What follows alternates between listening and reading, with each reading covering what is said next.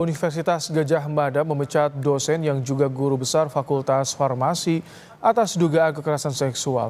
Untuk mengawal kasus ini, UGM melakukan pendampingan terhadap korban karena sebagian diantaranya masih mahasiswi. Sekretaris UGM Andi Sandi bilang korban diperkirakan 13 mahasiswi, di mana modus yang dilakukan yaitu mengajak korban diskusi bimbingan tugas akhir. Andi menambahkan pelaku melakukan aksinya sejak tahun 2023 hingga 2024 di kediamannya. Dosennya itu Ibu Rektor sudah memutuskan untuk memberhentikan, ada SK Rektor. Tetapi untuk memberhentikan sebagai PNS dan juga ingat guru besar itu bukan dari universitas ya, tapi dari pemerintah. Makanya kemudian harusnya ada di sana. Modusnya ya kegiatannya itu dilakukan lebih banyak di rumah, mulai dari diskusi bimbingan gitu ya, dokumen akademik yang baik itu skripsi, tesis dan disertasi.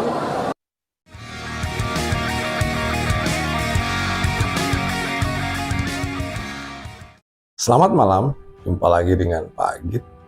Baru-baru ini kita dengar berita ya bahwa seorang guru besar farmasi di UGM telah melakukan kekerasan atau pelecehan seksual terhadap 13 mahasiswinya.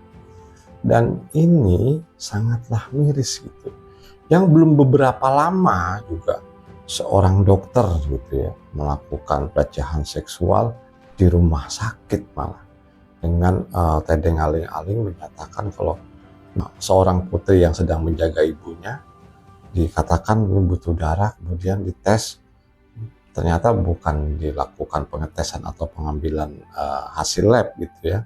Komisi Nasional Anti Kekerasan Terhadap Perempuan mengingatkan Rektor UGM untuk melakukan independensi dalam penyelidikan. Akhirnya ini harus dikerjakan artinya benar-benar netral gitu dan melakukan perlindungan terhadap korban hingga jangan sampai korban ini menjadi trauma. Yang jelas ini kan menjadi trauma. Kalau sampai 13 itu baru diketahui, artinya ini sudah dilakukan dari 2023. Nah ini kan permasalahannya belum ada yang speak up pada waktu itu. Mungkin kalau mahasiswa gitu pengen lulus udah kejadian gitu, udah nggak berani ngomong gitu ya. Udahlah, udah kejadian. Takut nanti tidak diluluskan dalam skripsi, tesis atau disertasinya gitu ya. Jadi ada ancaman ini mungkin ya. Karena modusnya ke situ, ya modusnya itu bimbingan skripsi, disertasi atau tesis di rumahnya. Rektor UGM juga telah memecat oknum dalam hal ini. Tetapi kalau soal pemecatan urusannya dari ASN ya, ini pemerintah ya, bukan wewenang dari rektor. Jadi tunggu SK dari pemerintah. Jadi sangat dibutuhkan netralitas ya dari anggota tim ini. Sama jangan sampai teman sejawat kenal ada hubungan emosional, akhirnya ini tidak fair untuk mengadili atau menjustifikasi pelaku gitu ya. Kondisi ini membuat aliansi mahasiswa UGM membuat seperti inilah, berkumpul membuat sidang atau rapat gitu, yang mereka menyatakan kalau keberpihakan kepada korban atau tim yang dibentuk ini tidak begitu memihak kepada korban, masih memihak kepada dosen. Ini menurut aliansi mahasiswa UGM. Ini kumpulan mahasiswa yang mewakilkan dari anggota-anggota mahasiswa lah gitu ya. Jadi perwakilan mereka gitu dari berbagai macam fakultas, kemudian rapat dan menyatakan seperti itu, belum ada keberpihakan kepada korban. Aliansi ini muncul gitu karena adanya keresahan dari para mahasiswa dan mereka menginginkan agar nama-nama korban ini tidak diangkat atau ditulis atau disebarkan ya di mass media dan segala macam. Jadi berharap mass media atau dalam hal ini adalah UGM itu tidak menyampaikan ke mass media namanya tuh siapa aja gitu ya. Nah ini akan ditutup lah seperti itu karena ini akan menimbulkan trauma bagi para mahasiswi-mahasiswi tersebut. Aliansi ini memberikan dua catatan. Yang pertama, penanganannya ini tidak transparan oleh pihak UGM. Kemudian yang kedua, meminta memberikan alternatif untuk memberikan pendamping dari pihak luar.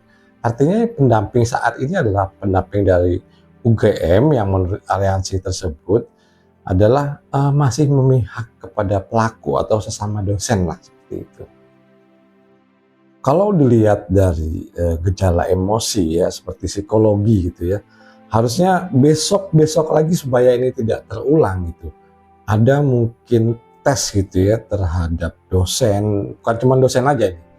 Mau dosen, mau polisi, mau ASN segala macam ini lebih diperketat lagi supaya meminimalisasi hal-hal seperti ini yang harusnya mental para pendidik ya harusnya tidak seperti ini. Ini pendidik loh, guru besar gitu.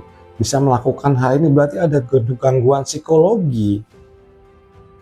Yang artinya kalau dia memang menginginkan perempuan ya, ini dalam tanda kutip ya, kita katakanlah ya jelek tapi tidak melanggar aturan pidana gitu ya. Di luar sana kan banyak PSK yang masih bisa dilakukan gitu. Maksudnya bisa membeli pelayanan seksual itu kan banyak lah. Kita tidak menutupi dalam hal ini. Ini kan tidak melanggar pidana. Tidak seperti kasus ya ini itu ya. Kasus ini ya jelas-jelas ini melanggar pidana.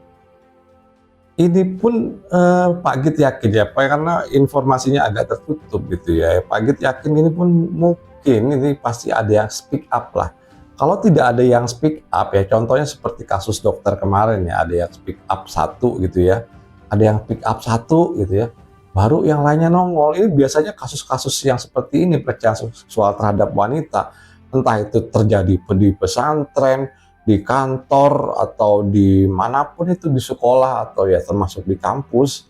Nah ini kan kejadiannya di rumah ya. Nah itu biasanya harus ada yang speak up dulu, baru yang lain muncul. Kalau tidak ada yang berani speak up ya mereka diem aja. Karena konsekuensinya kalau udah berbenturan dengan masalah dosen ini ya pasti adalah masalah kelulusan dan masalah nilai. Yang sebetulnya kelulusan dan nilai ini adalah dikejar mahasiswa. Sebetulnya ya mereka, Pak Git yakin juga mereka maunya lulus dengan baik, dalam tanda petik tidak ada terjadi kasus seperti ini. Dan bagaimanapun orang tuanya yang mengirimkan anaknya untuk sekolah di UGM, yang kemarin yang terjadi dalam ini gitu khususnya gitu ya, ya pasti shock semualah orang tuanya. Kita tarik kesimpulan ya teman-teman. Yang pertama adalah miris ya gitu. Kasus kekerasan seks di kalangan kampus yang terjadi dengan tedeng aling-aling bimbingan skripsi, tesis atau disertasi yang dalam hal ini adalah pembimbing S1, S2, S3 gitu dalam kelulusan masih dinodai dengan pelecehan seks yang sebagaimana belum lama ini juga terjadi di rumah sakit itu oleh seorang dokter yang ada sumpah dokter, ada sumpah dosen yang sebetulnya ini sangat melanggar hak asasi manusia. Dan tiap tahun kita sering banget lah dengar ini pasti ada berulang besok tahun besok, apalagi yang kemarin juga ada yang Agus Buntung, kemudian ada yang pesantren. Nah, kemudian ada baru-baru aja dokter di rumah sakit, nggak lama lagi kemudian menyusul kasus di UGM seorang guru besar ya yang membimbing S1, S2 dan S3, dan entah apa lagi nanti gitu. Yang paling berat ya ini ya teman-teman, ini terjadi di kampus seorang guru besar gitu ya. Ini berat banget gitu loh, seorang pendidik yang notabene bukan cuman katakanlah S1 gitu atau S2, ini udah profesor gitu ya, dapat gelar istimewa dari universitas gitu.